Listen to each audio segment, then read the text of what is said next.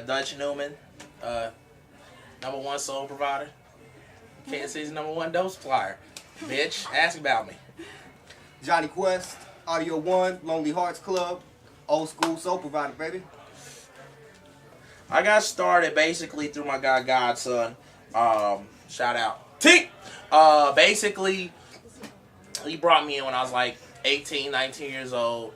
And ever since then, man, I started off at the Peanut and then just slowly but surely just got a big buzz. And now basically the whole city's fucking with me. Alright.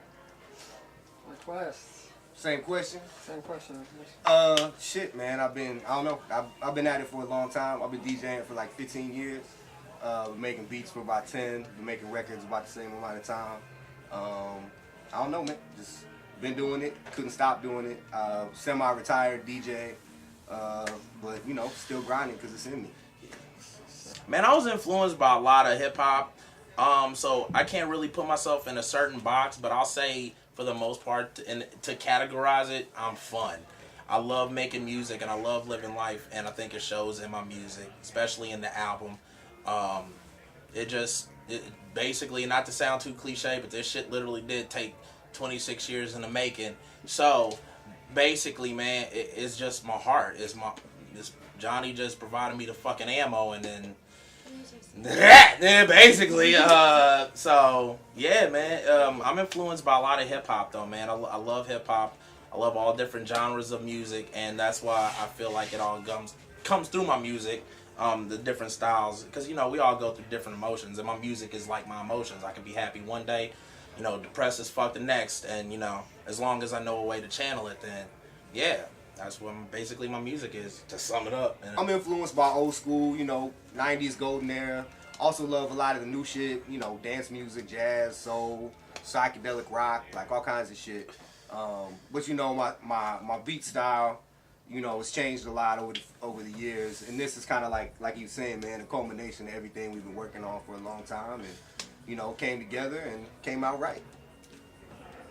I mean, it's definitely at a turning point. We're at a crossroads right now, and the shit that I'm listening to now, like Wale, Chip, Cudi, Big Sean, I still listen to like Jay-Z, Currency.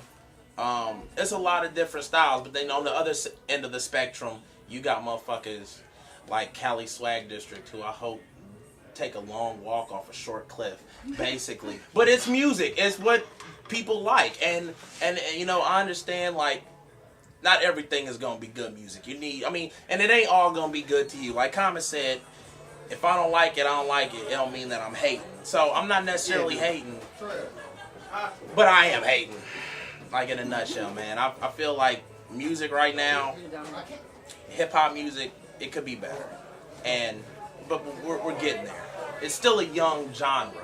This only, 30 years old? So that's a young-ass genre. When you think of rock and roll, that shit's been around since our grandparents. So, yeah, man, we're finding ourselves. We're still finding ourselves, but I like the general direction we're going in. You know, it's all right. It's getting better. Like, we went through a few dark years, but, oh, man. You know, like, I think there's a lot of cats that are now, like, listening to the music that we came up on, like, again, in the late 80s, early 90s, like, a lot of these young kids at 15, 16, 18, like, their parents were listening to that same shit, you know what I mean? Right. And so, like, it's starting to all come around again, like, you know, it's getting better slowly. There are some new good artists. He named a lot of them. I fuck with a lot of the same shit. Drizzy, I forgot to say Drizzy, too. Drizzy, alright, man. Drizzy ain't bad. We'll share Jimmy. But yeah, it's good. It's good and it's getting better, I think, you know. The advent of the internet and the dissemination of music, like, it's a negative and a positive. There's a lot more music, and a lot of people that didn't have the opportunity to get heard are now getting their voices out. Man, you know, all the people around here, man, like, you know, I get excited by new music and by seeing, you know, people that I love and know well make good music. So, you know, people around here keep me going, man. Stick Figure, Ron, Dutch, you know, man, Cess Crew, all them people, Miles Bonnie. You know, we've all been making music around here for a long time, and it's nice to see everybody's, you know, styles culminating and their work culminating in what we have going on now. So, yeah. That's really it. That's basically sums it up. Like honestly, what influenced me, and you know, I forgot the fucking answer or the question. I'm hot. The influence. Influence. My influence. Yeah. Man, everybody, not just hip hop. Everybody's my influence. Life. I'm influenced by life in general. Like that. It's so many. It's something that I've lived by for a long time, and basically, it's not the obstacles that are thrown in your way, but it's how you deal with them that defines your character.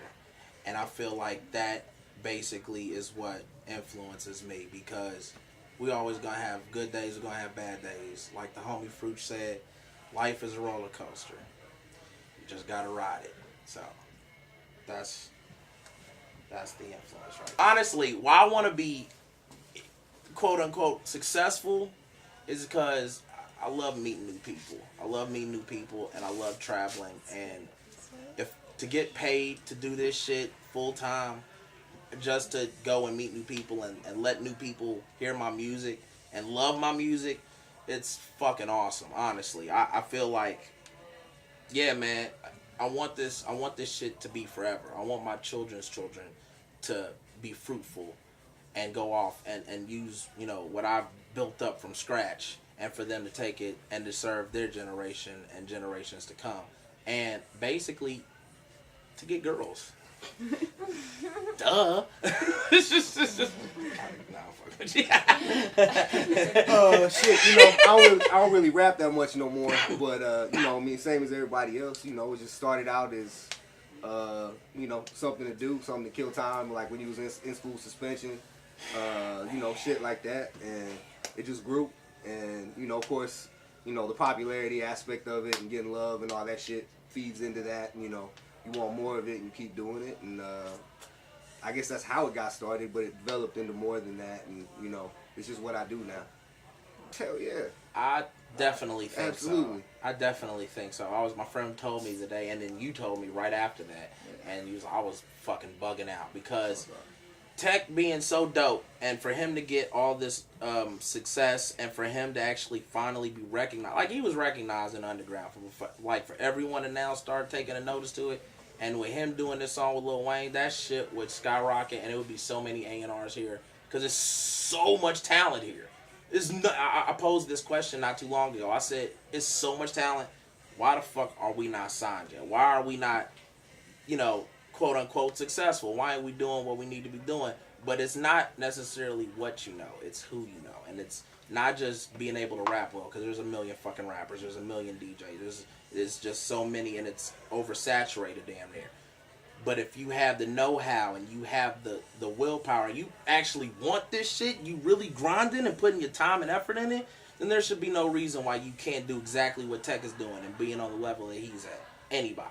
Especially here in the Midwest, because there's so many fucking dope MCs and producers and DJs and just people in general for us to not get a worldwide shine. So I think with Tech, that shit's epic.